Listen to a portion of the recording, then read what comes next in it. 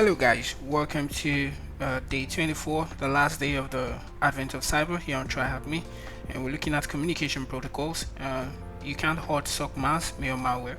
So basically this is the story, and the city of Wareville has invested in smart lights and heating, ventilations and air condition, HVAC. Oh, it was so easy to control the lights and heating remotely. Following the recent incidents, MQTT started monitoring these smart device. This is communication protocols. Not long after these lights and heating were up and running, mail malware figured out how these devices were controlled and sabotaged them.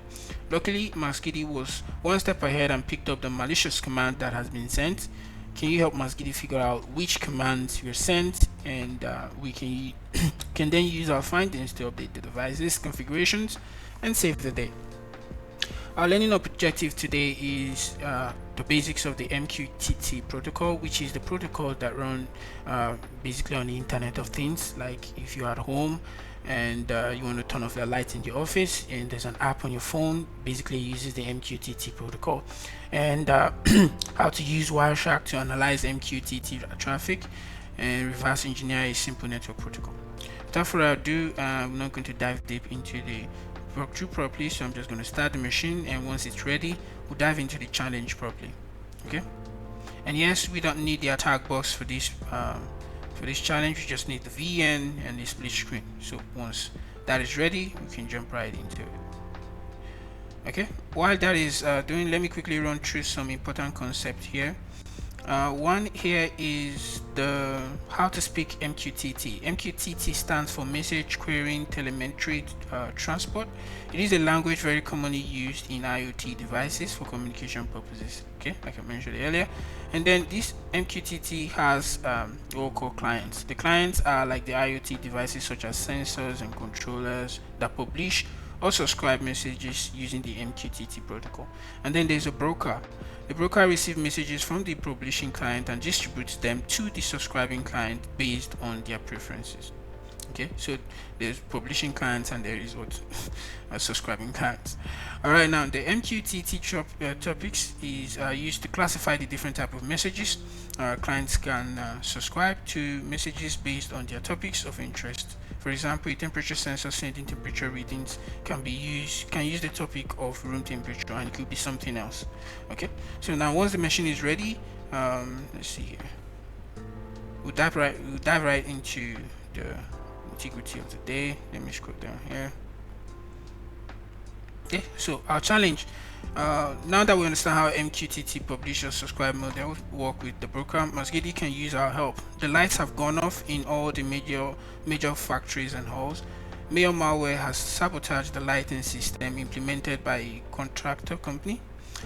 Their support will take some time to respond as it is the holiday season, but MQTT needs to get the lights back on now. So to see what mail malware has done, we can run the script challenge .sh as shown below. This will open 3 windows including the light controller interface. We can see the light controller interface, however nothing happens or nothing works, and there's no way to turn the lights back on. Okay, okay, so now that we have the basic knowledge of the MQTT protocol, we must find the command to turn the lights back on. The challenge.pcapng file is inside the challenge directory.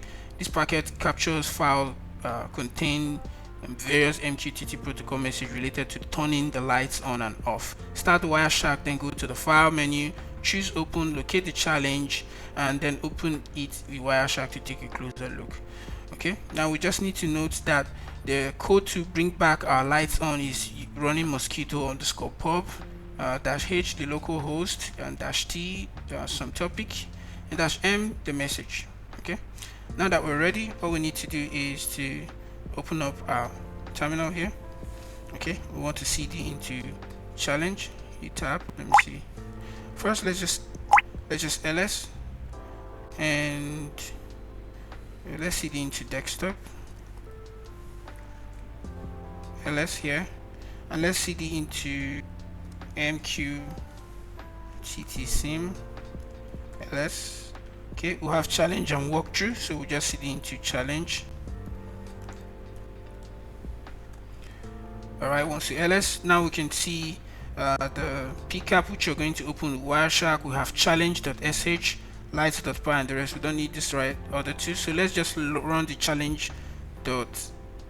Okay, if we hit enter, okay, that was our this is the broker and this is our lighting controller. We have three terminals open up right here. One is the controller, the other is, let me put this one down a little bit. Okay, so this is the broker and this one is, let me see here. So the one with the blue text is the client, MQTT client, and the red one we see here is the broker, and the third one is the application, let me see here, and this is the controller. All right, now with this controller, if you see, if we switch the lights on or off, it's not doing anything, it's completely off. But we can see that the on time is 18 hours and the off time was 22:00. So with this now, what we need to do is let's go back and open up Wireshark. Okay, so with Wireshark open, let's try to go to file and let's open, and we're going into challenge pcap. So it's loading, and as you can see, we have a lot of files open right here, but what we are interested in is the, let's filter it by the MQTT protocol. Okay, and then we hit enter. All right, now we have it streamlined a little bit for us now. Okay, for the sake of this, let's just expand this a little bit. Okay, now that we've expanded it a little bit, so we can, over here we can see when we had the connect command, and let's open up this message here. Let me see. Okay, all right, so we see a command here, and the message, the topic is this, and the message is sysf. Okay, and if we keep going, we see the same thing. All right, if you noticed, when we clicked on the message, we saw sysf, and it says here on. Okay, it says here on. If we go back a little bit, when we saw a message here, this one here, if you clicked on it, we will have 32, 32, 30, 30, something like that. You see, we have the time when that message went completely off, right? Remember when the message went completely off? Now if we click on this here, let me show you. Okay, if you notice, you see the off time was at 22:00. So having known that the off time was at 22:00, we can then establish that our topic is this is our topic. Okay, and then our message for when the time went off was this, and then if we scroll down a little bit, we can see on. So the message is just on. Okay, and the topic is this. So in order to do this, we have got the two things that we need, and then we can copy that and make our changes. Okay, now let's expand this a little bit.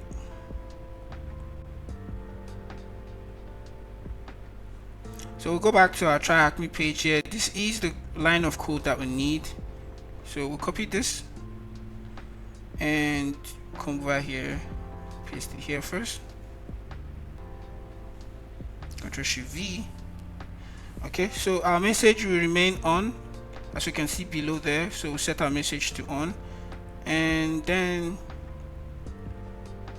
our topic is that long line of code right there. So we'll come over here and see how to copy this. Okay, let me copy that. Copy value. I just want to copy the value, and if I come back to, oh, not that.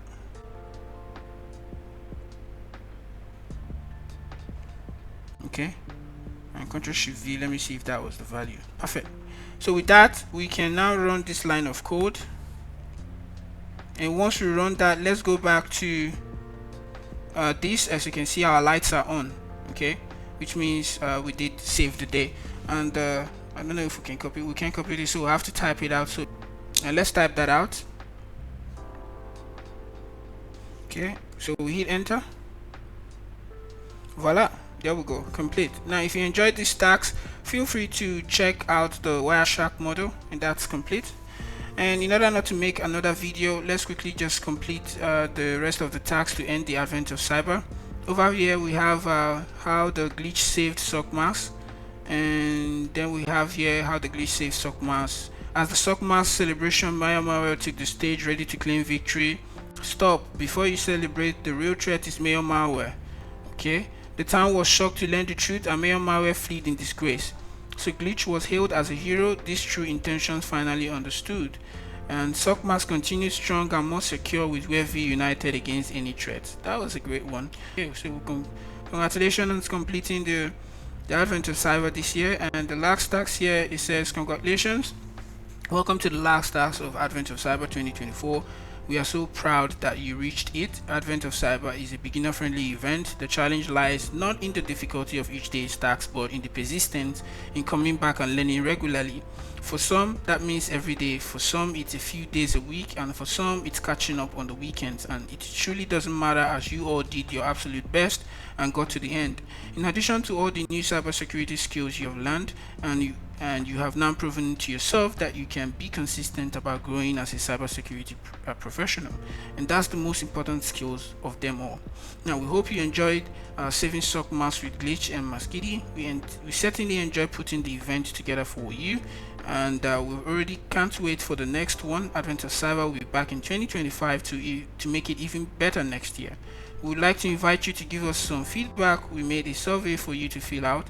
It's not a long one. It should take only 3 minutes to fill out. You can access the survey here. See you in Advent of Cyber 2025. TryHackMe. So once you fill that survey, you're going to get another flag to end this. Let me quickly do that and paste that here. Alright, so after filling the form, I got my flag right there. So hit submit, and that is it. Congratulations on completing the Advent of Cyber 2024. And yeah, thank you guys for studying with me. Thank you guys for learning with me. I really do appreciate you guys, and I'll see you guys next time. You can still follow my channel where I drop videos of things that I learn time to time. And do enjoy the rest of your day, guys. Ciao.